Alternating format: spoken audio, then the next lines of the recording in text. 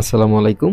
আশা করছি সবাই ভালো আছেন। আজকে আপনাদেরকে এমন একটা মডিউল শেয়ার করতে চলেছি, যেটা দিয়ে আপনার বাসায় একটি সৌরবিদ্যুৎ বা সোলার সিস্টেম যদি থাকে অথবা 12 ভোল্ট 2 অ্যাম্পিয়ারের কোনো অ্যাডাপ্টার থাকে, সেটা দিয়ে কিন্তু আপনার অনু, রাউটার সবকিছু চালাতে পারবেন। তবে সৌরবিদ্যুৎ বা সৌর এই ব্যাটারি থাকলে 12 ভোল্টের, সেক্ষেত্রে কোনো ধরনের ইউপিএস কেনার প্রয়োজন নেই। আপনার কোনো ধরনের ইউপিএস কেনার প্রয়োজন হবে না। এই ছোট্ট মডিউলটির মাধ্যমেই আপনি 24 ঘন্টা নিরবিচ্ছিন্ন ইন্টারনেট সংযোগ এর জন্য ব্যাকআপটা পাচ্ছেন আপনার সৌরবিদ্যুৎ অথবা 12 ভোল্টের কোনো ব্যাটারি দিয়ে।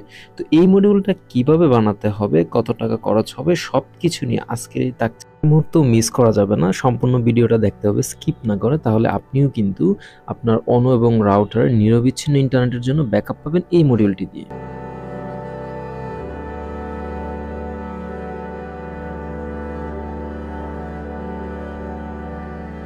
মডিউলটি তৈরি করার জন্য যা যা প্রয়োজন দেখতে পাচ্ছেন, আমি এখান থেকে পিভিসি বোর্ড নিয়ে নিয়েছি। আপনি এটা বক্স পারপাস যে কোনো কিছু নিতে পারেন, এটা বেশ শক্ত, আপনি চাইলে অন্য কোনো কিছু নিতে পারেন।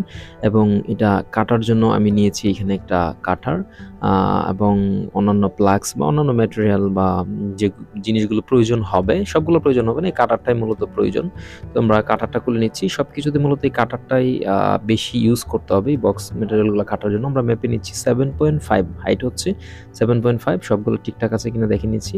সেমভাবে আরও কিছু বক্স আমরা কেটে নিচ্ছি। এটা সমান করে জাস্ট এটা দিয়ে একটা টান দিলেই কিন্তু বোর্ডটা কেটে যায়। যে দেখতে পাচ্ছেন এখান থেকে একটা টান দিয়েছি, কেটে যাচ্ছে। এটা যদি হালকা একটু চাপ দিই তাহলে ভেঙে যাবে। মানে এই কাটার দিয়ে কাটার পরে হালকা একটু চাপ দিলেই এটা ভেঙে যাচ্ছে। তো বাকি যেগুলো আছে সবগুলো আমরা এভাবে কেটে নিচ্ছি।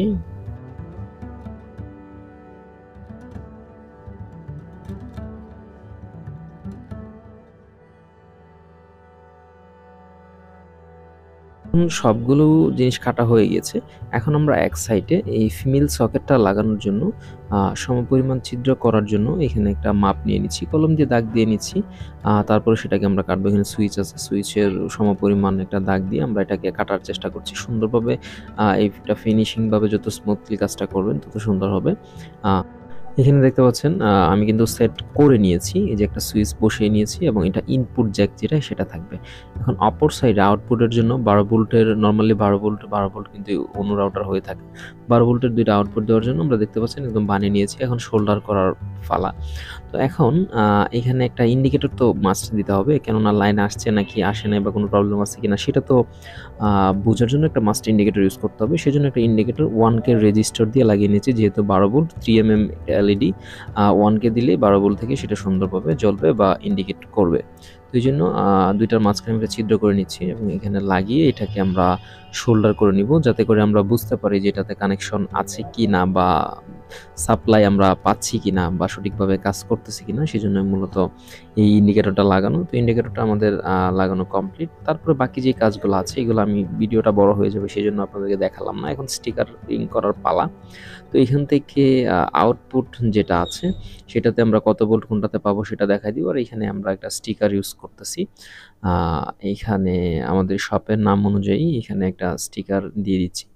দেন হচ্ছে 9 ভোল্টের জায়গায় একটা 9 ভোল্ট স্টিকার দিয়ে দিব।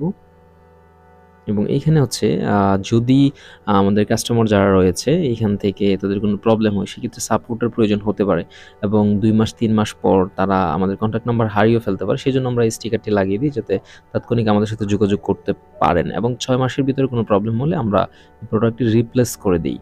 এই জন্য মূলত এখানে নাম্বারটি ইউজ করা হয়েছে, যাতে ইজিলি আমাদের সাথে যোগাযোগ করতে পারে। এখানে প্রবলেম হলে আমরা কিন্তু আবারও বলছি সরাসরি রিপ্লেস করে দিই। এখানে 9 ভোল্টের স্টিকারটা লাগিয়ে নিচ্ছি, যেখানে 9 ভোল্ট আউটপুট পাবে। এখানে আপনি চাইলে 5 ভোল্ট বা অন্য ভেরিয়েন্টের কোনো ভোল্টেজ যদি প্রয়োজন হয় সেক্ষেত্রে কিন্তু আমরা করে দিতে পারবো।